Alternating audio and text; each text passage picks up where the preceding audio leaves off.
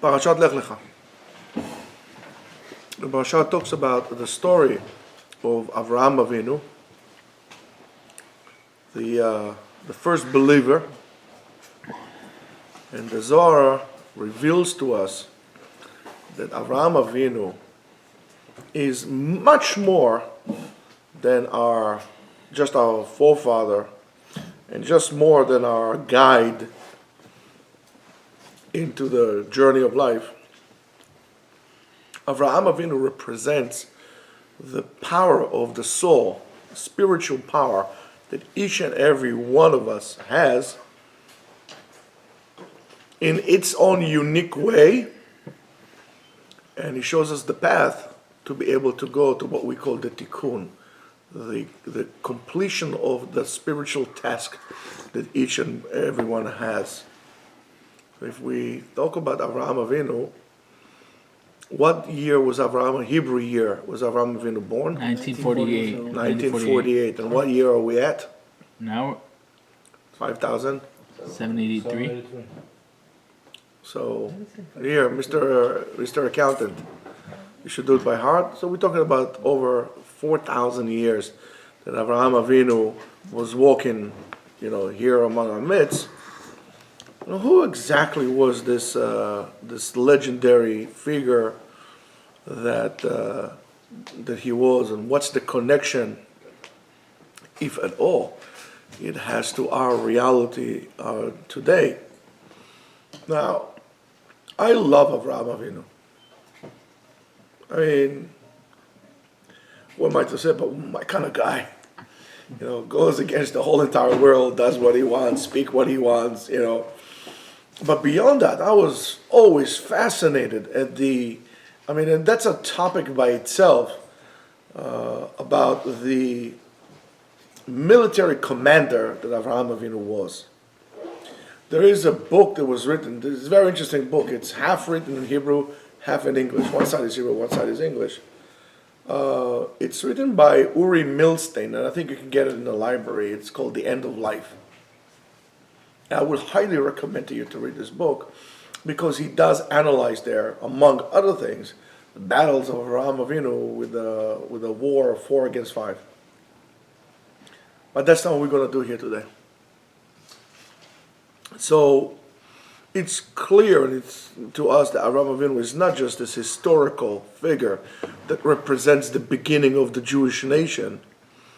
For that, you don't need me. You can learn history, or you could do your own research, but beyond that, Avraham Avinu was this enormous power, is a powerhouse that operates inside the soul of each and every one of us all the time. He's inside. He is one of those powers that resonate within our DNA of each and every one of us. And that's why, for example, when we have we initiate a boy into the covenant, we call it the Brito shel Avraham Avinu. When we have a convert that comes among our midst, we call him, his father is Avraham Avinu. But when you call him the son of Avraham Avinu, that's an indication of a badge of honor. Because your father is Moshe, his father is whatever, but the ger, his father is Avraham Avinu. He's a direct descendant of Avraham Avinu. He gets this koach directly from Avraham Avinu that initiates and burns into his, that's why you gotta do it the right way. If you do the conversion the other way, in other words, the conservative reform or whatever, you have it over there, you don't tap into this power. You don't tap into this power.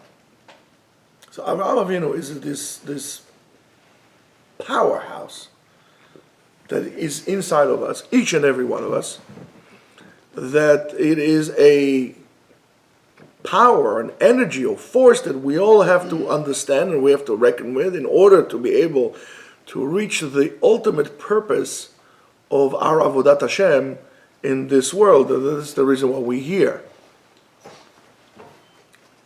It says in the name of the Ari that there's no person that is like the other person, from the time of the beginning from the beginning of time, from Adam HaRishon until today, there were no two people that were alike. Everybody is different.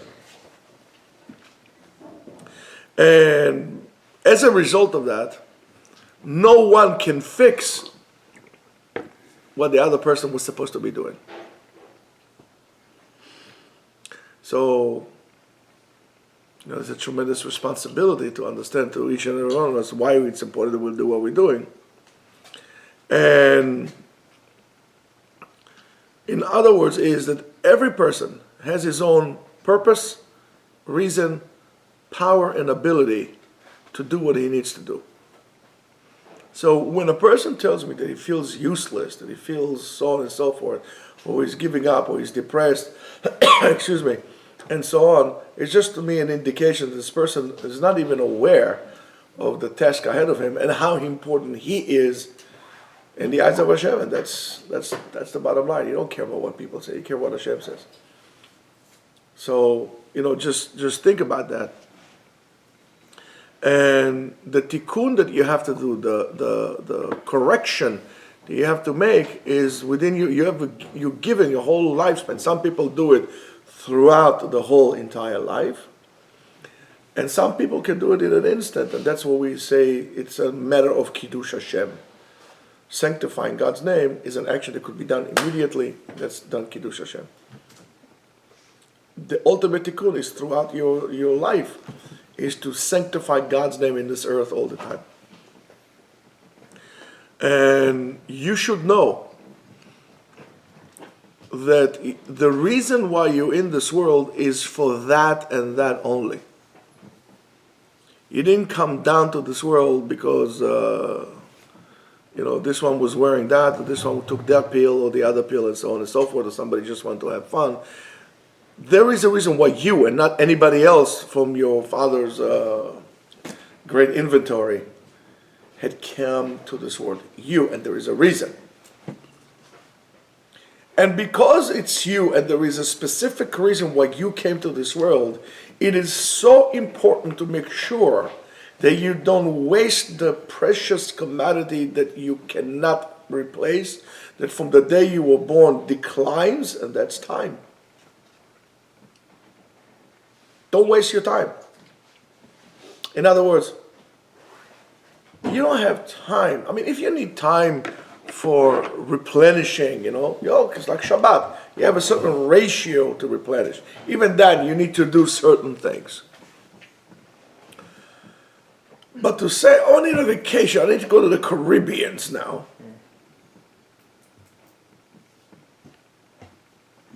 I mean, not that there's anything wrong with the Caribbeans. If you like pina colada, whatever they drink over there. But for a person who has this task, and he goes there because he feels like it, that's an absolutely waste of time and a waste of opportunity. As I said to you, everything has to be with a purpose. Every action in your life. It's a very difficult thing to do, don't get me wrong.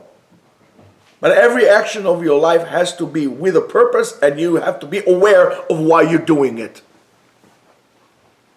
I told you this a million times. The Chadam Sofer says, and I know I said it a million times, and here's 1,000,001, that you need to reach a level of awareness that if you move your hand from here to here, and somebody asks you why you did that, you'll be able to give them a reason. And they can say, I don't know, I just felt like it.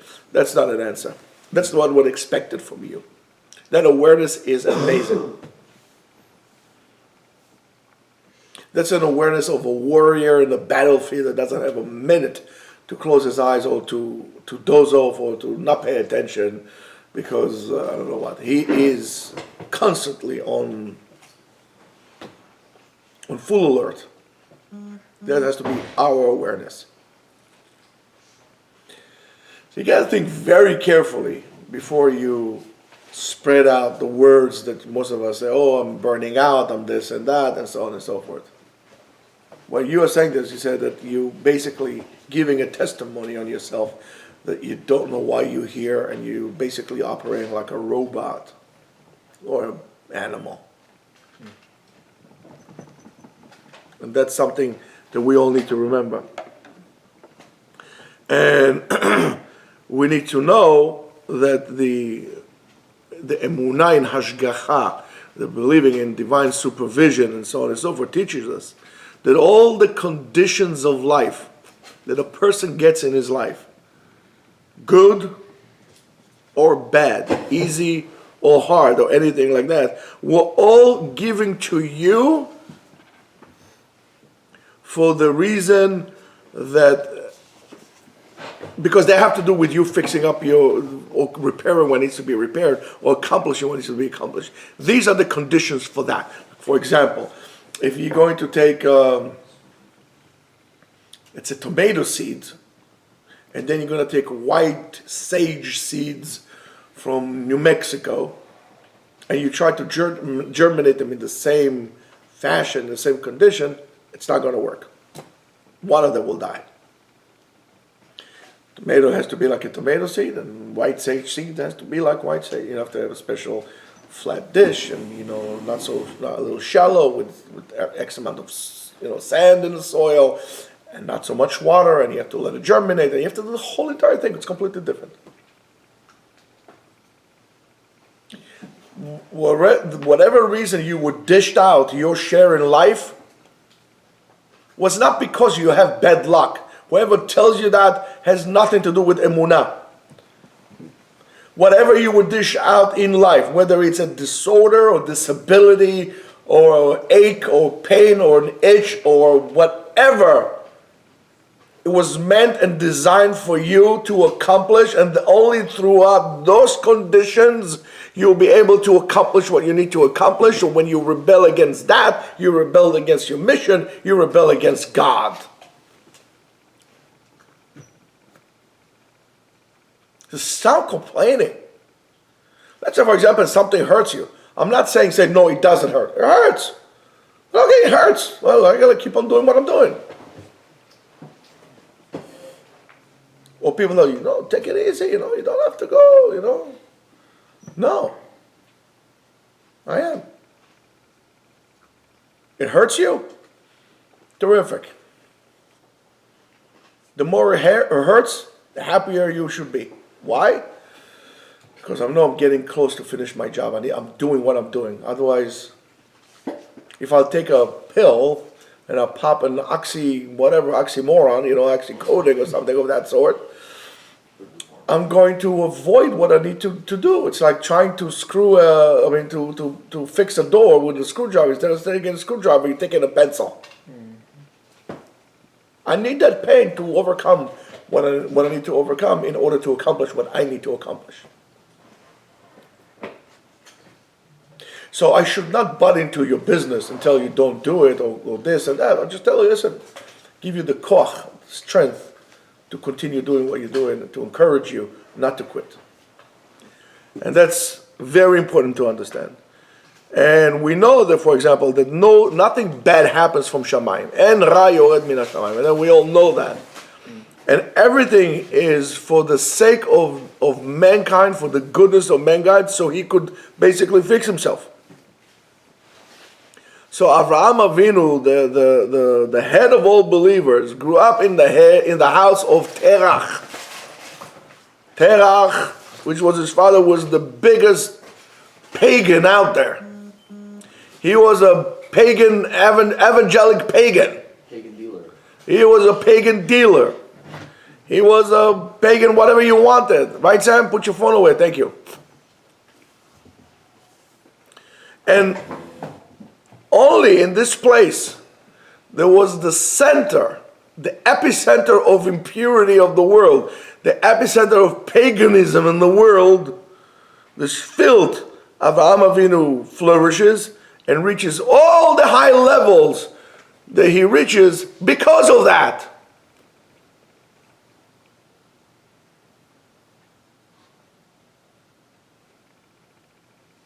And don't stop blaming me. It's my this, it's my bad luck, it's my ethnicity, it's my race, it's my sex, it's my this, it's my... No. Roll the sleeves and get going. Well, that's basically the name of the Parashat. It's very interesting. It's just fascinating to me. how we disconnect ourselves from the Torah, from the Parashat. Oh wow, it's late. And it's just like we live in different worlds. Right? If, for example, you see Marines or Navy SEALs about to enter, let's say, a compound, what are the first words that you hear them say? Anybody? Bunch of wimps, you didn't serve in the army? You should go to the military, it's good for you. What do they say? Go, go, go, go, right? What do you think this parasha is? Parashat, go, go, go. Lech, Lecha, go, Lech, go.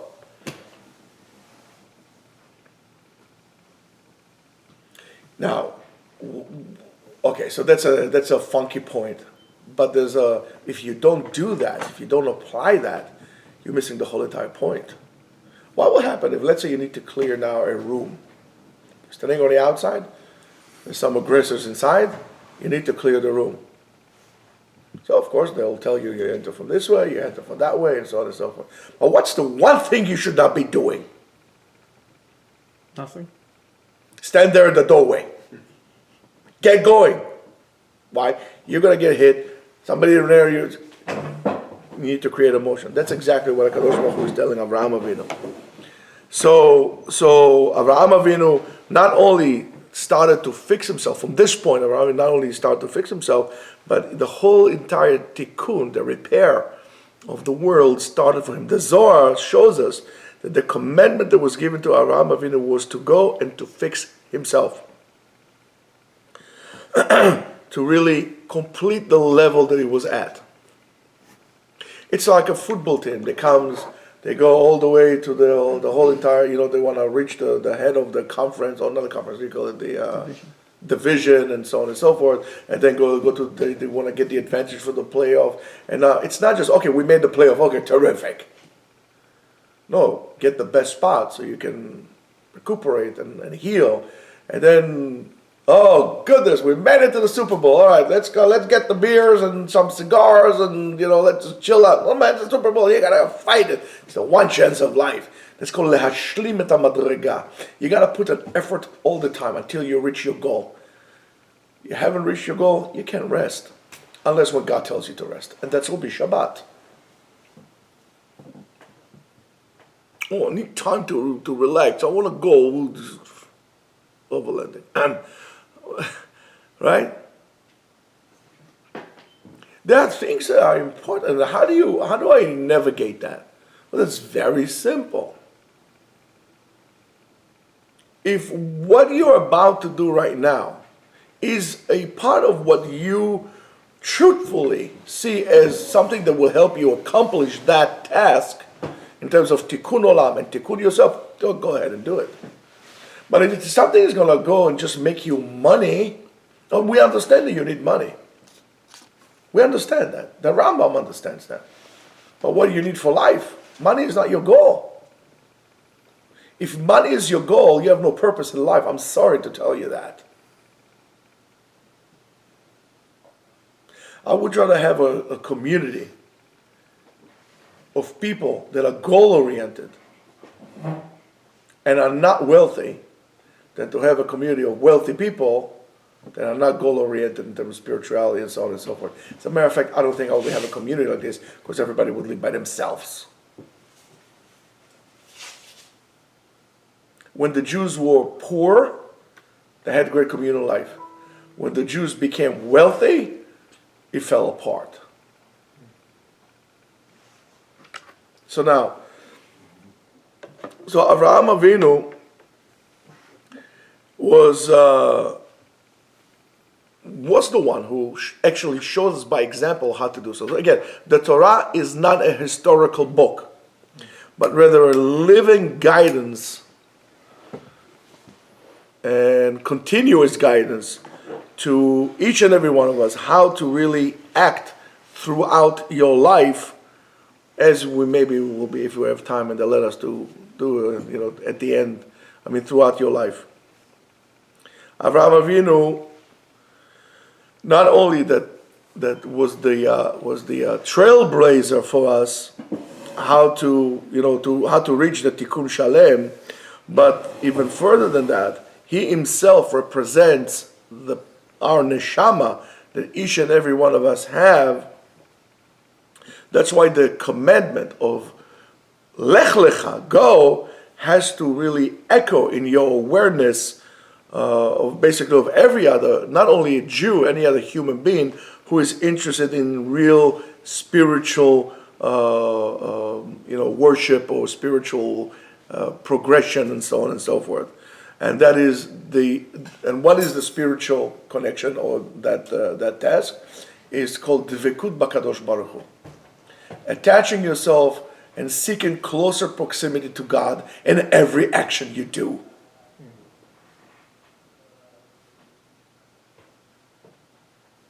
And not to celebrities.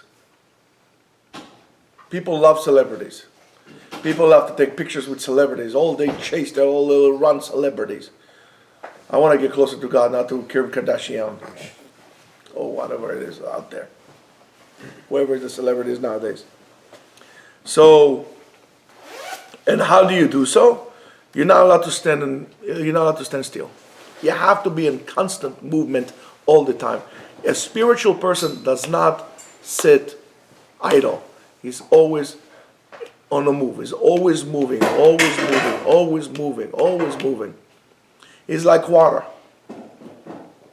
Always in a movement, always moving, that's life. When you have stagnant water, you get a swamp. In a swamp, there's no oxygen. No oxygen, there's no life. You don't move, you are a target right there. You are a target right at the door. You will be the first one to get hit. That's how it works. You don't rest. You don't say, oh, I made it. Baruch Hashem, I'm keeping Shabbat. No. You gotta keep on going. You become a sitting duck. And you gotta keep on doing that. And you should know that if you go, even if you go slowly on an incline, let's say you are climbing down with your 4x4, you have the wonderful 4.7 V8, Rabotai, with gasoline. And again, I'm going to show you how this is all connected, hopefully. Don't push me for Arvid. How this is all connected. Because I'm going to tell you something. When everybody tells you this baloney about the environment, that I'm concerned about the environment, I'm going to drive an electric car, that's a bunch of hoax. I'm going to tell you that. Why? Because when I was going to plug my car into the grid, where do you think the electricity is coming from? Using the same energy source that we all using. And what's going to be with the batteries when they go bad? What am I supposed to do? Send them to Putin or send them to the moon? What am I supposed to do with that? How about the environment there? How about all the mining that they do for those process for the elements, for those minerals that they have in the batteries, for the environment? How about when China digs up the whole entire Afghanistan and leaves you with nothing to drive? Why are you going to driving? Horses? In New York City? So don't fall down. We'll see how we get into this situation, which is very important. So if you are standing, if you're going up, let's say you have your 4x4, 4.7, Toyota engine, terrific car, going up there, you're in a rocky area, you engage your thing, and you're climbing slowly. As long as you go, even if it's slow, that's terrific. If you stop, you say, okay, I already reached a high level. As soon as you stop, that's a yeridah, that's you going down. As soon as you stop, that's going down. And HaKadosh Baruch Hu told Avraham Avinu, and the way for all of Israel, that you always have to keep on going. You have to keep on focusing. You have to keep on adapting. And when you don't adapt, you die. You become obsolete. So you need to adapt. You need to keep on going. Progress. Adjust yourself to the situation. To fix on the way while you are progressing. To fix in a way everything that comes your way. And every possible chance that you have. Any chance that you have to fix what you need to fix. Until you're going to reach the ultimate purpose And hopefully you give your neshama back to HaKadosh Baruch Hu with a complete task. People think that when they retire, they already reached a goal. 67 are retired. Well, maybe that's good for other people, but not for us as Jews. We need to fix and keep on going and growing and growing until your neshama will be taken away from you. Until then, you gotta try. There's no such thing, I graduated already. That's for not for us. That's for the world, but not for us. How do you look at this? It's very simple. You finish the Shas, 2,700 pages. All right, what do we do with the first day? As soon as we finish it, the same day we start again. Never ending. And it says, Lech Lecha me'artzecha u'moldecha me'vet avicha. According to logic, it should be the other way around. First of all, you have to say, get out of your house, right? Then get out of your homeland, and then get out from the land. Right? What am I supposed to do? Get out of America and just schlep Queens with me, then schlep my house with me, and then I get out? No, you get out of your house, and then so on and so forth, right? That makes sense.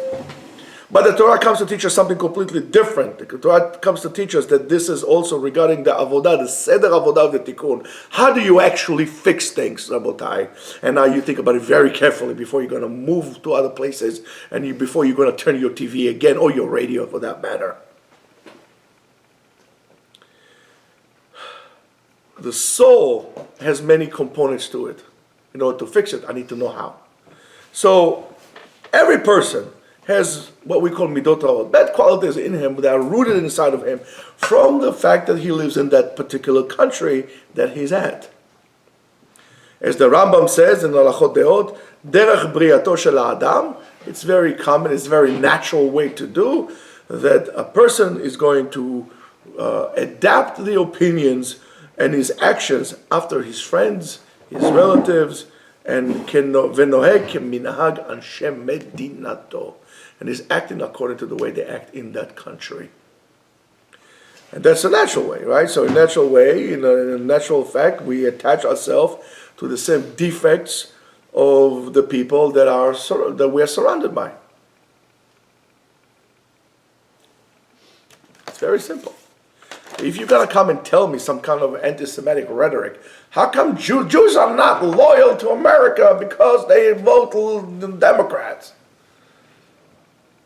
I got to tell them, well, the reason is very simple, because majority of Americans are Democrats and becoming more and more liberal. And it's contagious. And that's how you get the pockets. You go to Texas, you go to Florida, it's different. You go to New York, it's different. How come everybody in New York, is a Democrat or liberal? It's because one influenced the other, and that becomes the DNA of the place. That's how it is. So because of that, these call it defects or blemishes, are not rooted so deeply inside of you. It's easier for you to uproot them. The Torah goes mina kal el hakaved. First of all, leave whatever is going around you, whatever the world around you, turn it off. But stop listening to politics. Stop listening to politics. Stop listening to the media. Stop listening. Don't engage in political discussions. Don't listen to the radio. Listen to, I don't care, you can listen to Stairway to Heaven 5,000 times. Better if you listen to what this one politician said and the other politician didn't say. But you need to remember that. Says the Netivot Shalom says, therefore the first commandment is Lech Lecha me'artzecha, from the bad qualities in which you acquired in your country, which is easier for you to get rid of. So you get rid of that, and everybody that lived few years, like myself, outside of my homeland, whatever was bad, when I was an Israeli, I lived in Israel, I came to America, I started to see that certain Israeli habits are bad. And slowly I left them because I adapted myself to the dominant culture that I'm around. And you got to think about, where's your dominant culture? Who are your friends? Tell me who your friends are, and I'll tell you who you are. where you're going to live is very important. You're going to live in a super modern Orthodox place? Well, your kid's going to be super modern Orthodox, if any, if at all. You're going to be in a yeshivish place? You're going to live in a place that is good, solid Torah studies, like argument's sake, let's say Passaic, New Jersey. It's a very nice yeshivish neighborhood. Well, you're going to be influenced by that society and you're going to adapt their behavior. That's how it is. So, but this is easier for you to fix. That's what the Tivot Shalom says. But there are some qualities that are bad that come from your family side. And that's already deeper rooted inside of you. That's why right away it says, Lech Lecha mimoladetcha, from your homeland, right? In other words, from your family. Get another layer inside, and then we're going to take that layer out that comes from your family. But that's very good, but don't stop there either. Because there's another layer further deeper than that. And these are the blemishes that comes from what you were thinking about, from your hirurim, whatever you thought about all the time. As it says in Tehillim, Hen ba'avon cholalti uvechet yechemat neimi. That's right. These are blemishes. That's right. These are blemishes that are imprinted in the blood that you have that is very hard to uproot.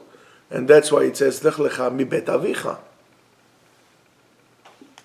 And don't give me this baloney, I can't do this. We are we can't do that, we are different. No, you're not. You're different, you're gonna perish. If you're not willing to adapt and to change, you're going to perish. There's no argument about it. So it says, what we get from this, a person really need to shake out not only his qualities are, the natural that he gets from his parents' DNA and is from his family, but from qualities and midot that really prevent him from reaching the purpose in which he came here to this world, but also from midot that he gets from his community. They say on a person, they came to the rabbi from Opta, and he complained to him that all of a sudden bad thoughts come to his head. Rabbi, I don't know what to do. I'm always thinking bad things, And what kind of things? He says, I don't know bad things about Emunah, bad things about this. So the rabbi from Opta said to him, those thoughts are not yours, but rather from your neighbor that suffers from problems of Emunah, and they're attached to you because you are a neighbor to him. Tell me who's your neighbor, and I'll tell you why you got here. So that's why the tzivui come in this reverse order, and it comes from, as we said, from Mekala Lekaved. And that is how you need to work on, this is how you should really work on yourself, right? Put yourself in a Torah environment. Associate yourself with people who know better than you. Associate yourself with people who are bigger and more than you. That's why I keep telling you all the time. Make sure that the wife that you marry is more religious than you, because that's the closest thing to you, and she has greater influence on you. So if she is frumer, there's a good chance you will be. If your wife is lazy, you'll be lazy. Your wife is generous, you'll be generous. Your wife is very frum, you'll be very frum. And so is your neighbors, and so is your family, and so on and so forth. It is near impossible, and it's not something that we could learn from. I'll tell you, well, there was a guy that has his family in Berlin after the war, and everybody was there, and he became that's an example that comes to teach about itself, but not on the general rule. You can learn from exceptions. We need the society around us, and we need to have a society that would help us reach our purpose, that would help us all reach the purpose, would become the platform in which we all reach our goal, what we came here for. And that is, as we said to you, Dvekud Be'Hashem. But the Netivot Shalom says further that you cannot go immediately to the land in which I'll show you, because in order to reach that level, first of all, you have to get rid of all your habits. So if you are stagnant and you haven't reached your own promised land, in terms of what you thought the aspirations for yourself or what, and so on and so forth, means that you haven't got rid from the qualities that you yourself possess, whether they're from your community, whether it's from your family, and whether it's from yourself. You can't reach the promised land. You need to shed that skin.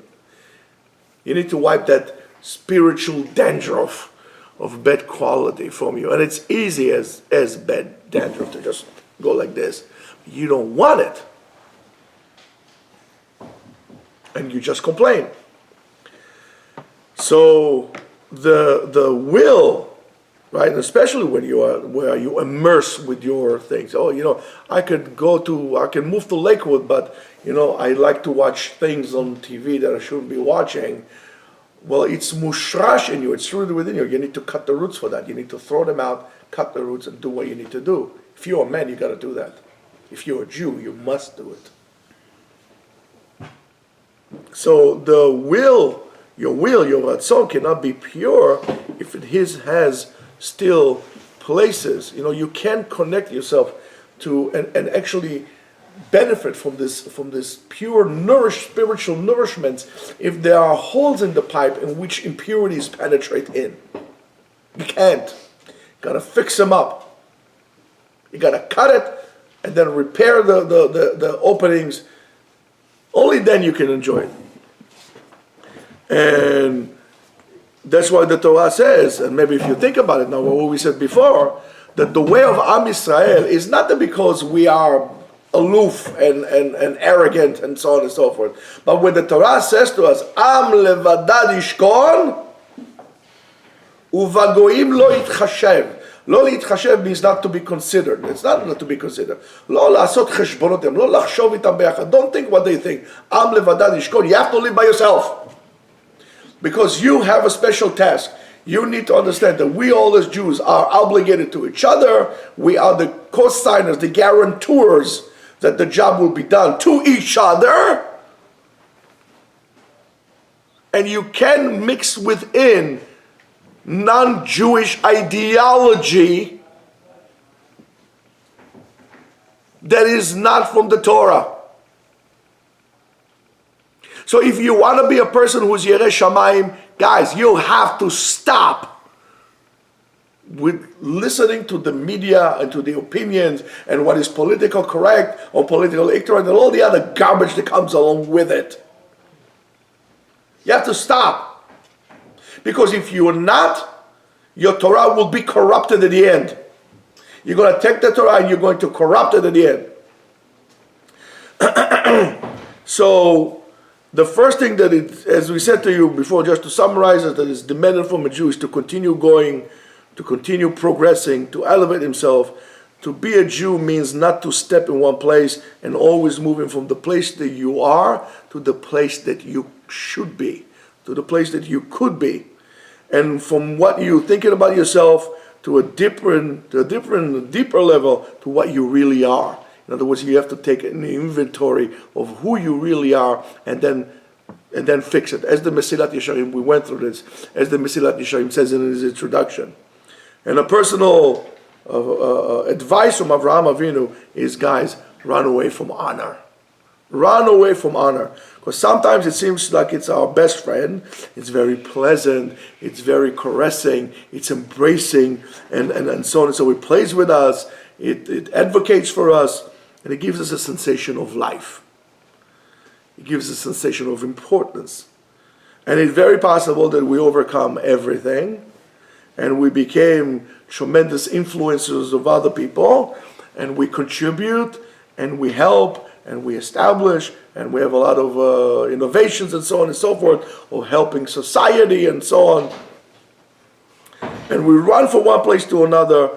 And everybody appreciates what we do, and they love what we do, and they give us kavod, and they're speaking about us in great respect. Avraham Avinu says, guys, watch out. Watch out. This is the golden trap. When you start becoming satisfied and content from who you are, that's the trap. The place in which I am is never complete. Is never complete. And that's where I become complete.